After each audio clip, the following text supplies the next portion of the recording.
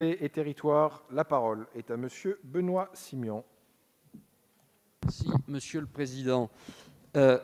Monsieur le ministre, monsieur le rapporteur, chers collègues, une loi de plus, une loi régressive. Nous avons pris note de vos arguments et de ce sujet de la réintroduction des néonicotinoïdes pour la culture de la betterave.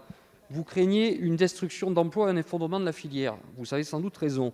Vous redoutez l'utilisation de substituts plus nocifs que les néoniques. Vous avez sans doute raison.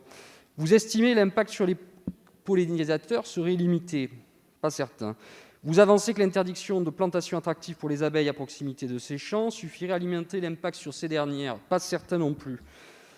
Certains, dans le groupe Liberté et Territoires, partagent un certain nombre d'inquiétudes.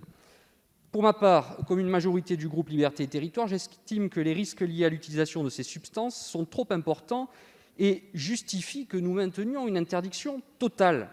La protection des pollinisateurs, des abeilles, doit rester totale.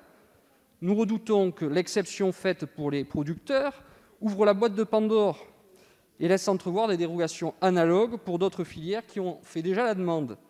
J'en finirai en vous rappelant juste que la loi d'août 2016 avait inscrit le principe de non-régression en tête du code de l'environnement. Ce faisant, elle nous avait inscrits dans une dynamique de progrès. Et je sais, monsieur le ministre, que vous êtes progressiste.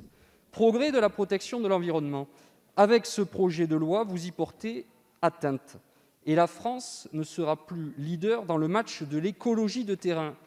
Et pour ma part, sur ma circonscription en Médoc, je souhaite que nous restions leaders sur ces sujets-là. Alors, personnellement, je préférerais que ce type de débat fasse l'objet, ce n'est pas permis par la Constitution, mais de lois de région. Ici, ce type de débat pollue le Parlement.